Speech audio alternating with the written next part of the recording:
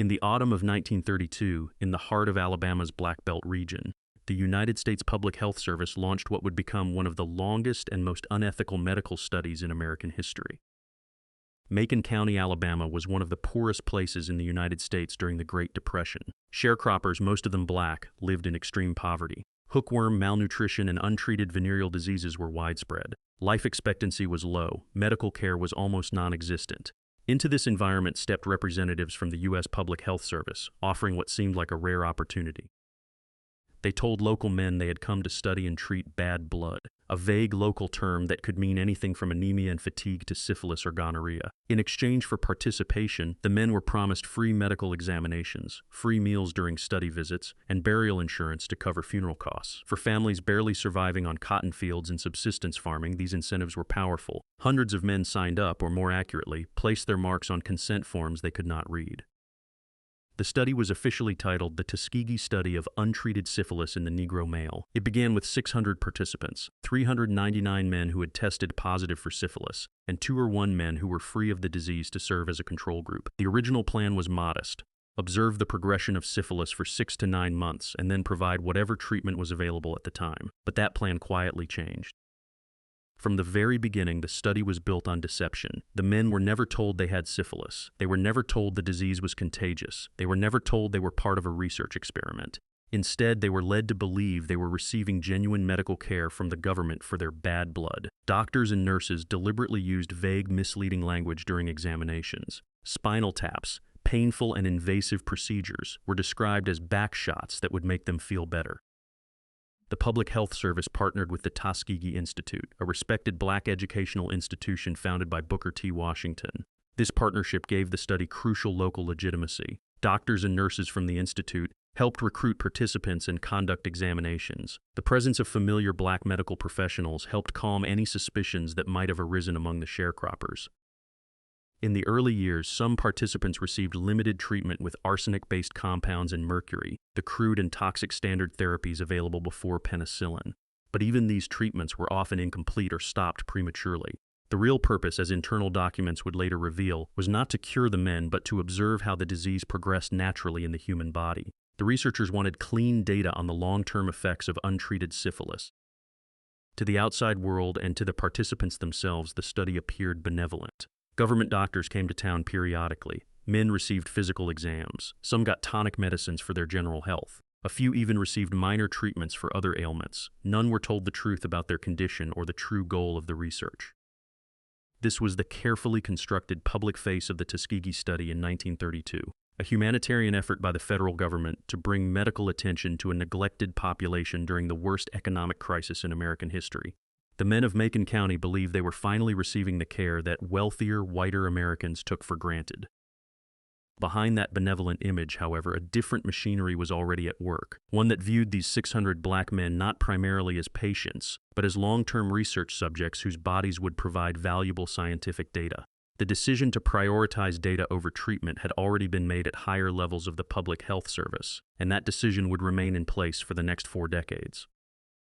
The study that began in the shadow of the Great Depression would continue through World War II, the Civil Rights Movement, and into the era of modern medicine, long after an effective cure had become available. But in 1932, none of the participants could have imagined that their agreement to receive free medical care would bind them and their families to one of the darkest chapters in American medical history.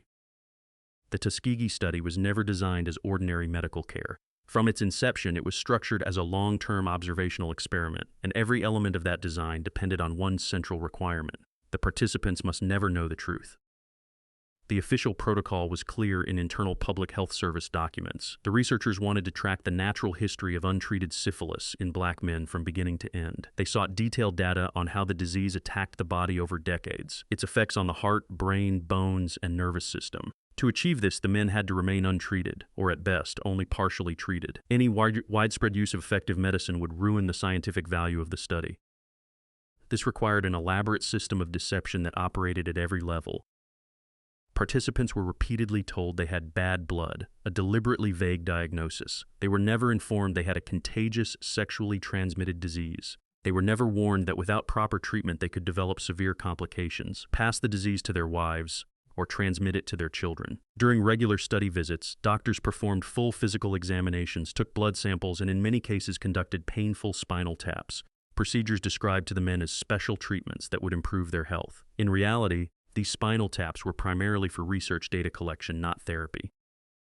The study team went to great lengths to maintain the illusion of care. Men received bottles of pink medicine, often nothing more than aspirin or iron tonic, which they were told would help their bad blood. They were given occasional treatments for minor ailments unrelated to syphilis. During the early years, some received limited doses of arsenic-based drugs, but these courses were deliberately incomplete and stopped before the disease could be cured. The goal was never healing, it was observation. The U.S. Public Health Service understood that trust was essential. That is why they partnered closely with the Tuskegee Institute. Black doctors and nurses from the institute conducted much of the day-to-day work. Their presence reassured participants that this was legitimate, community-supported medical care. Nurse Eunice Rivers, a respected black public health nurse, became the central figure who maintained contact with the men for decades. She scheduled visits, provided transportation, and built personal relationships with participants and their families. Many men trusted her deeply. The deception extended to death itself. When participants died, the study offered to pay for burial, but only if the family allowed an autopsy. Researchers wanted to examine organs, especially the heart and brain, to document the final damage caused by untreated syphilis. Families were often pressured into consenting, sometimes without fully understanding what they were agreeing to.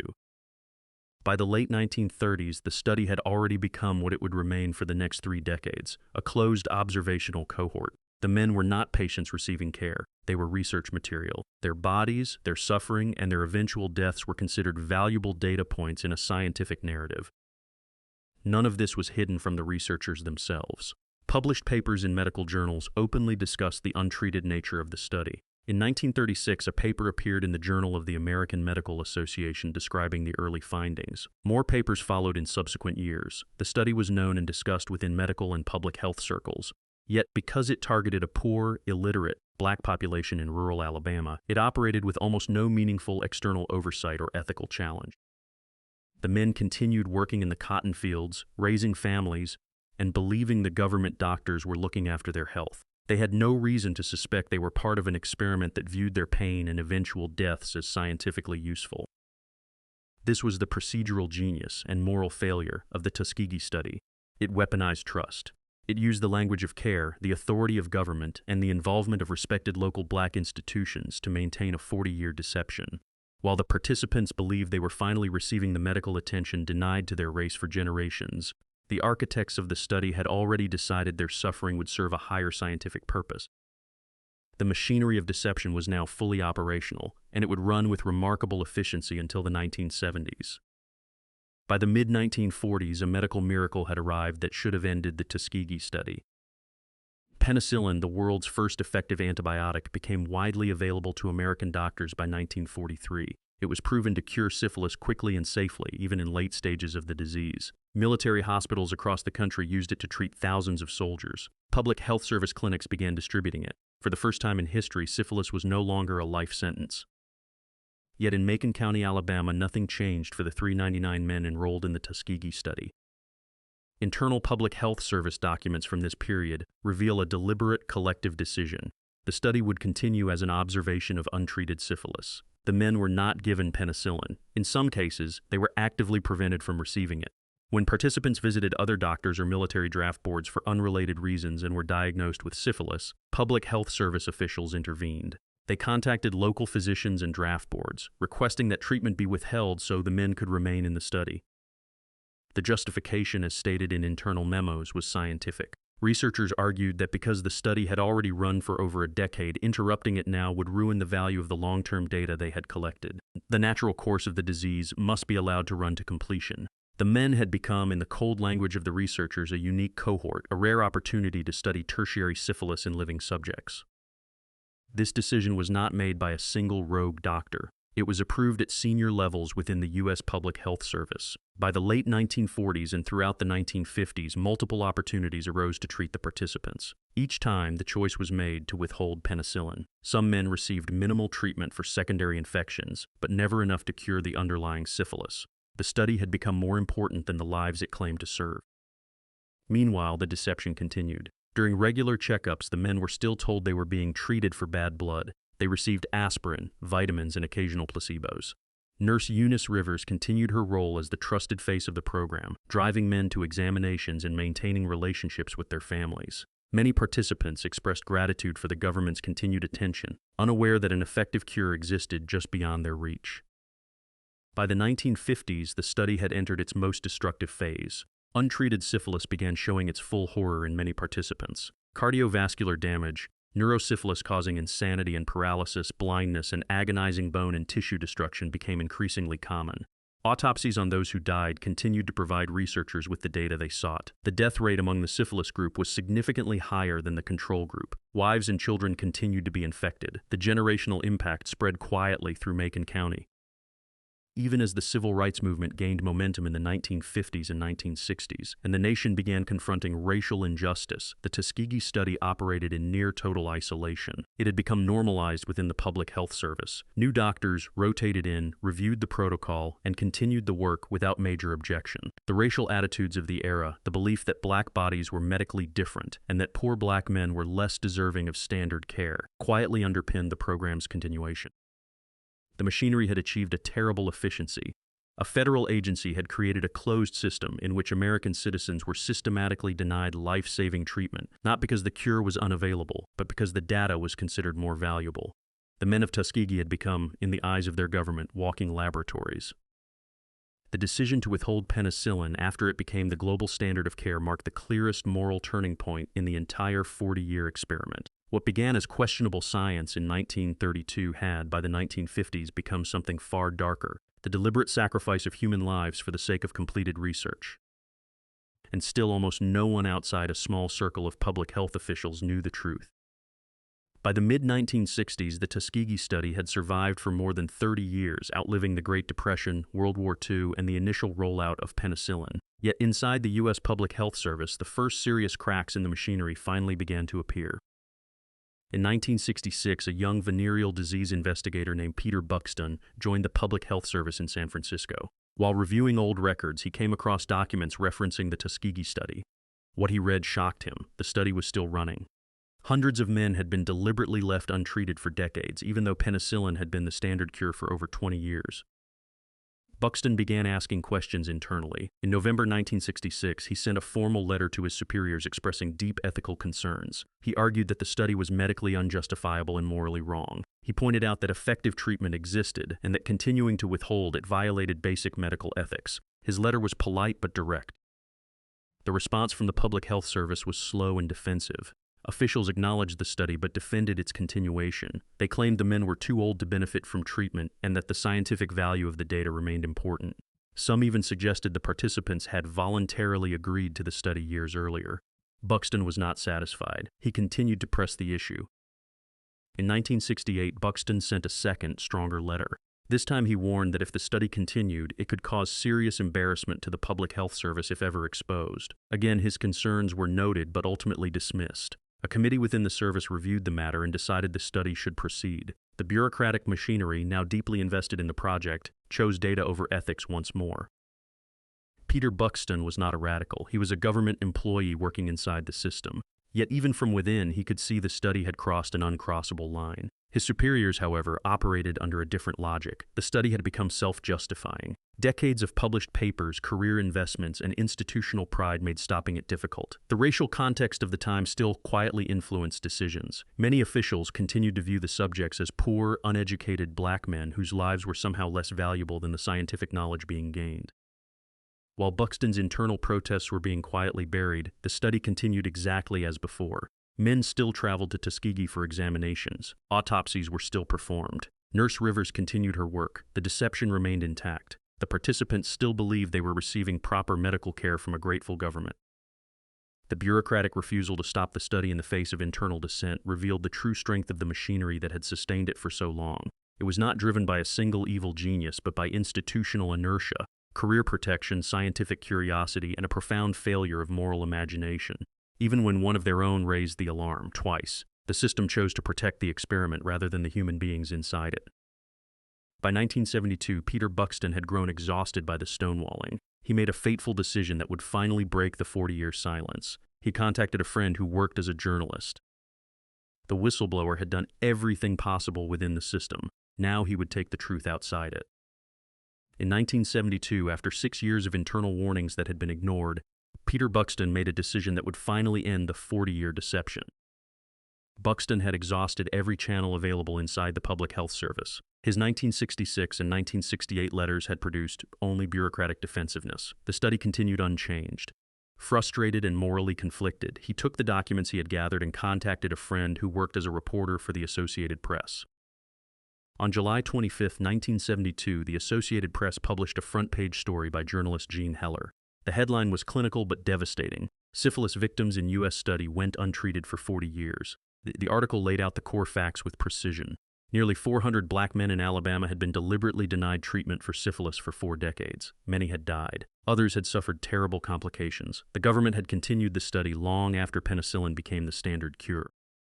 The story exploded across American media. Newspapers, television networks, and radio stations picked it up immediately. For the first time, the American public was confronted with the reality of what had been happening in Macon County, Alabama. The timing was particularly damaging. The nation was already reeling from the Watergate scandal and growing distrust in government institutions. Tuskegee became another symbol of institutional betrayal.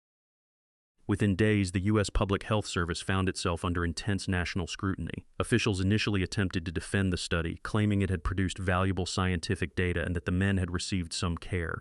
These defenses quickly collapsed under further reporting. The sheer duration, 40 years, and the deliberate withholding of penicillin after 1943 proved indefensible.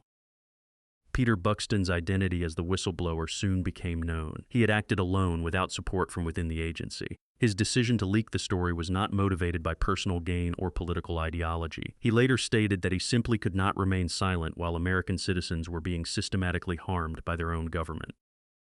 The exposure triggered immediate action. On July 26, 1972, one day after the AP story broke, the Public Health Service officially shut down the Tuskegee study. An ad hoc advisory panel was formed to investigate. Congressional hearings were scheduled. The machinery that had protected the experiment for 4 decades suddenly found itself exposed in the full glare of public and political attention. For the men of Tuskegee and their families, the revelation came far too late. Many had already died. Others were suffering irreversible damage. Some learned the truth about their condition for the first time through newspaper reports. The sense of betrayal was profound. They had trusted the government doctors. They had believed they were being helped. Instead, they had been used. Peter Buxton's lonely battle from inside the system had finally succeeded where internal protests had failed. A single determined voice, armed with documents, had pierced 40 years of institutional silence. The whistleblower had done what the bureaucracy refused to do. He had forced the truth into the open. But the story was not over. The public outrage that followed would lead to congressional hearings, a formal apology, and a landmark legal settlement. The exposure of Tuskegee would also permanently change the rules of medical research in America. The public reaction to the July 25, 1972 Associated Press expose was swift, visceral, and unforgiving. Within hours, the story dominated national headlines. U.S. studied men with syphilis for 40 years without treating them. The details were impossible to ignore. Nearly 400 black men, 4 decades, a known cure deliberately withheld. The images that accompanied the reporting, elderly sharecroppers, many now blind, crippled, or mentally deteriorated, turned abstract statistics into human tragedy. Television networks aired segments featuring interviews with survivors and their families. Newspapers ran editorials condemning the study as a moral atrocity. Civil rights leaders, including representatives from the NAACP, demanded immediate answers. For a nation already scarred by Vietnam, Watergate, and the assassinations of the 1960s, Tuskegee became fresh proof that the government could not be trusted, especially when it came to its black citizens. On July 26, 1972, just one day after the story broke, the U.S. Public Health Service announced it was immediately terminating the study. The announcement came too late to change 40 years of damage, but it signaled that the political pressure had become overwhelming. An ad hoc advisory panel was appointed to investigate the ethical failures. Congressional hearings were scheduled for early 1973. The panel's findings, released later that year, were devastating. It concluded that the study was ethically unjustified from the beginning and had become even more indefensible after penicillin's discovery. The report highlighted the complete absence of informed consent, the exploitation of a vulnerable population, and the racist assumptions that allowed the experiment to continue for so long. In 1973, the U.S. government faced a class action lawsuit on behalf of the participants and their families. The case was settled out of court in 1974 for $10 million. roughly $60 million in today's dollars. The settlement provided lifetime medical benefits to surviving participants and their infected family members, as well as compensation to the families of those who had died. It was the first time the federal government formally paid damages for a medical study it had conducted on its own citizens. President Gerald Ford later issued a formal public apology, and in 1997 President Bill Clinton delivered a more personal apology at a White House ceremony, directly addressing surviving participants. The United States government did something that was wrong, deeply, profoundly, morally wrong, Clinton stated. It is not only in remembering that shameful past that we can make amends and repair our nation, but it is in remembering that past that we can build a better present and a better future. The exposure also triggered immediate structural changes in American medical research. The outrage over Tuskegee directly led to the National Research Act of 1974, which created the National Commission for the Protection of Human Subjects. This commission produced the Belmont Report in 1979, the foundational document for modern research ethics in the United States. It established three core principles: respect for persons, informed consent, beneficence, do no harm, and justice, fair distribution of research burdens and benefits. Institutional review boards, IRBs, became mandatory for all federally funded research. Peter Buxton, the whistleblower, largely stayed out of the spotlight after the story broke. He had done what he felt was necessary and returned to a quieter life. His actions had finally forced the machinery to stop. The Tuskegee study was over, but its consequences were only beginning. The machinery that had protected the Tuskegee study for 40 years now moved into damage control mode. In 1973, the U.S. Senate and House of Representatives held formal hearings on the scandal. For the first time, public health service officials were forced to testify under oath about decisions that had previously operated in complete secrecy. The hearings revealed a pattern of institutional indifference that stunned even seasoned lawmakers. Officials admitted that the study had continued long after penicillin was available. They acknowledged that participants had never been properly informed of their diagnosis or the true purpose of the research. When pressed on why treatment was withheld, the answers ranged from bureaucratic inertia to the claim that the men were too far gone to benefit. One official famously defended the study by stating that the participants had received better medical attention than they would have otherwise, a statement that only deepened public outrage.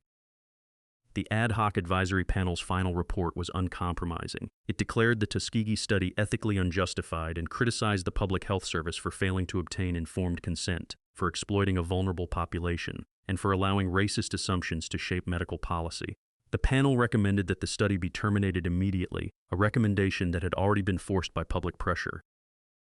In December 1974, the federal government reached a settlement with the survivors and their families. The agreement provided $10 million in compensation, lifetime medical care for the remaining participants and their infected wives and children, and burial benefits. It was one of the first major government payouts for unethical medical research conducted on American citizens. However, many families felt the amount was insufficient given the decades of suffering and the generational harm caused by the disease. By this point, more than 100 men from the original syphilis group had died directly from syphilis-related complications. Dozens more had suffered severe disabilities. The study had also contributed to the infection of wives and the congenital syphilis suffered by their children. The human cost was undeniable and heartbreaking. The immediate aftermath was a mixture of public condemnation and institutional reform. The Tuskegee name became synonymous with medical betrayal. Trust in public health authorities, especially within black communities, plummeted and would take generations to recover. The scandal became a rallying point during the civil rights era, symbolizing how systemic racism could hide behind the language of science and government benevolence. Peter Buxton, the whistleblower, received relatively little public recognition at the time. He had risked his career to expose the truth and largely stepped away from the spotlight after the hearings. The men of Tuskegee themselves, those still alive, finally received some measure of acknowledgement, though many were too old or too ill to fully grasp the magnitude of what had been done to them.